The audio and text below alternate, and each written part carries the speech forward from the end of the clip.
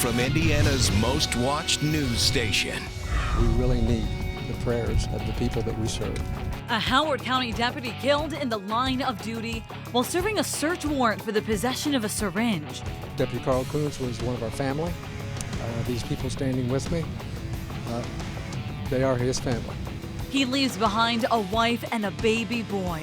Tonight, his loved ones, law enforcement, even school teachers and students are mourning his death.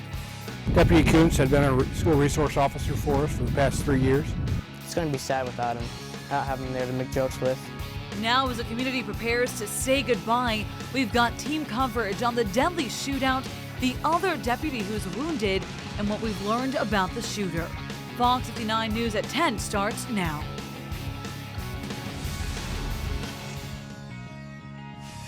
We'll have more on the death of Deputy Carl Kuntz in just a moment, but first we're following breaking news tonight. Take a look at this. A massive fire at the Flying J truck stop that's on Indy's southwest side, and Fox 59's Jesse Wells is there right now live with the latest. Jesse. This fire started here about 2.5 hours ago, just around 7:30, but still remains very active scene at this point. You can see that fire crews have shut down all of Thompson Road. That will allow dozens of firefighters to contain this fire and remain on the scene here. Earlier today, we did take some video from a viewer that was here when the fire first started. Fire officials, I can tell you, have confirmed just a few minutes ago that the fire started outside the building, but then quickly spread inside the building. In fact, by the time the Indianapolis Fire Department arrived, the flames were already shooting through the roof of the Flying J here. Now, before the sun went down, you could see the flames for several miles. In fact, we have video of that from our tower cam. Right now, fire crews do not know what started the fire, but I can tell you the fire station is basically a total loss. Now, fire officials told me a few minutes ago it's estimated the fire did about $2 million worth of damage.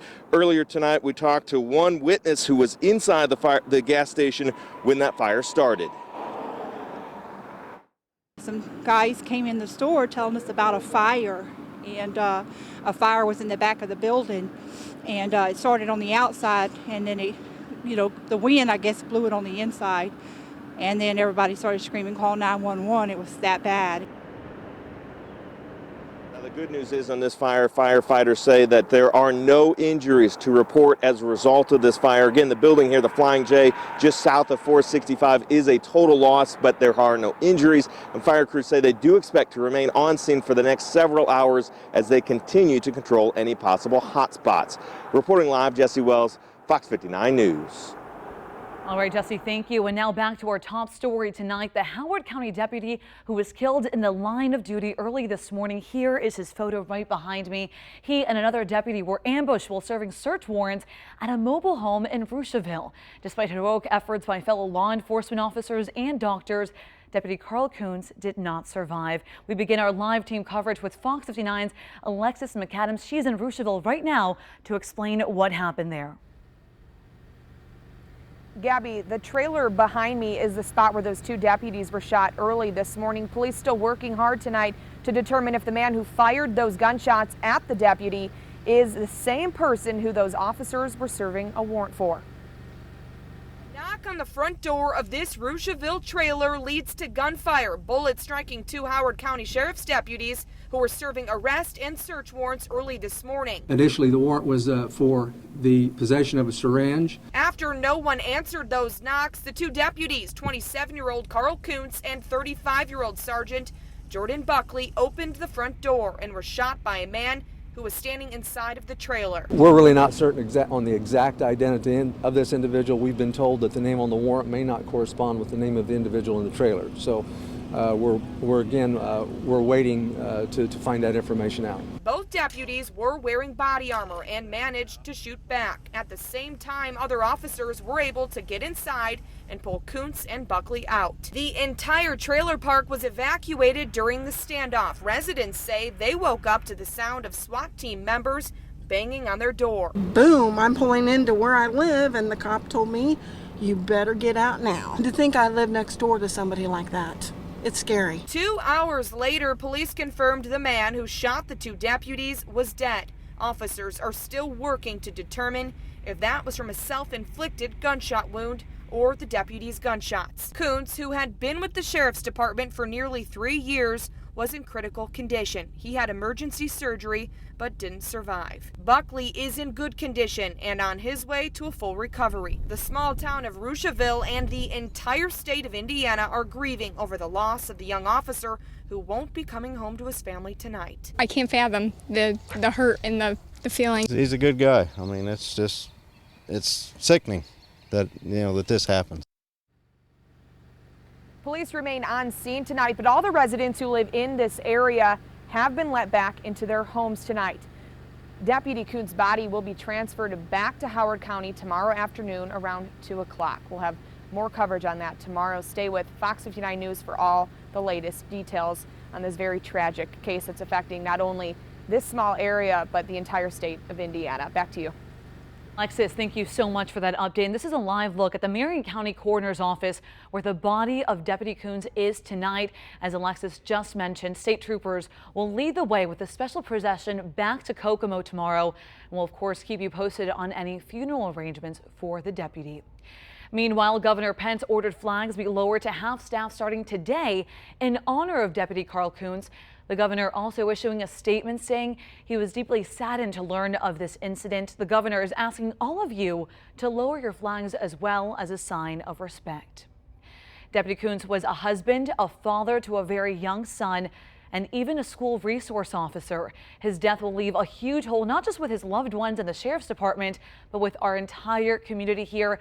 Fox 59's Jake Miller continues our team coverage with more on the man behind the badge. Jake?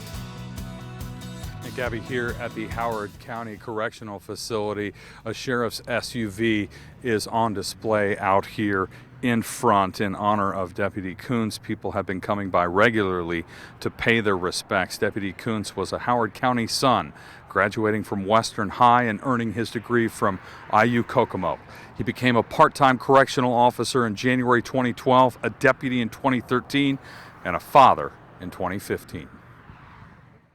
27-year-old Deputy Carl Koontz was a man who was on track, called an asset to the Howard County Sheriff's Department early in his career. He was just a gregarious, happy guy that had a real passion for his job as a deputy. In June of 2013, he became a deputy for Howard County and was assigned as one of 3 school resource officers for Northwestern Schools. Superintendent Ryan Snoddy says Koontz had a very special way with kids. He was able to connect with middle school and high school students in a way that a lot of law enforcement officers can't. The Henry boys agree. News of his passing goes beyond words. It's going to affect him. It's going to affect Northwestern a lot. Losing some big part of the family there. Just a friend that was there at the school. Treat him like everyone else. It's going to be sad without him. Not having him there to make jokes with. He's just a great guy, and while we will lose a lot, it won't be nearly what his wife and infant son will have to face in the future. He and wife Cassie would have celebrated 3 years of marriage next month, and 8-month-old Noah turns 1 in the summer. You're going to miss knowing a great father. I can only imagine that in 14, 15, 16 years he would have been hugely involved in his son's life. Howard County Sheriff Steve Rogers says the impact of losing Deputy Koontz is devastating for his family, friends, and his law enforcement family. It's a very, very tragic situation being a father and a husband. For a family to lose that, I still haven't really comprehended all of it myself. Deputy Carl Koontz was one of our family. These people standing with me, they are his family. He will be greatly missed. Now, counselors will be on hand at the school district tomorrow. Everyone is wearing blue to show their support. A GoFundMe page has been set up by the FOP number 078 here in Kokomo, and it has already earned nearly $24,000 for Deputy Koontz's family. That is an amazing amount of money in such a short period of time. If you'd like to donate to that and get more information on it, we'll have that on our website. That's the very latest here from Howard County. Jake Miller, Fox 59 News. Jake, thank you. And as you mentioned, that support just coming in from all over Howard County and all over the country for the Howard County Sheriff's Department and the family of Deputy Carl Koontz. Tweets from across the country, like we were going to show you some in just a moment here, sharing messages of condolence during a trying time for law enforcement and the people that Deputy Koontz leaves behind. Governor Mike Pence posting this tweet soon after we learned Deputy Koontz died from his injuries. Quote, Indiana will always honor the memory of Deputy Koontz and will always be grateful for his courageous service. Senator Joe Donnelly stating, my heart goes out to these officers and their families. I'm keeping them in my prayers. Police departments in central Indiana standing with the Howard County Sheriff's Department as they try to cope with this loss. Indianapolis Metro Police tweeting in part, rest easy, brother. We will stay with you until you return home. Firefighters also showing their support. This tweet from the Mishawaka Fire Department, quote, MFD's thoughts and prayers go out to our brothers in blue who were shot in the line of duty last night in Howard County. Hashtag Red Backs the Blue. The same sentiments coming from police and fire departments beyond Indiana's borders, from places as far as Denver and New York. Messages that honor all that Deputy Koontz sacrificed to serve our community. Gabby Gonzalez, CBS 4 News. Deputy Koontz is the first law enforcement officer killed in the Hoosier State this year, but he's not the first in the country. So far this year, 26 officers have died in the line of duty. That's in 19 different states. 4 of those deaths happened in January, 10 of those in February, and 12 so far in March. And of those 26 deaths, 14 were killed by gunfire. For continuing coverage on this story, make sure you visit our website, fox59.com. We're going to keep you updated on all the latest details of reaction from the schools. And of course, stay tuned to Fox 59 Morning News for live reports all morning long.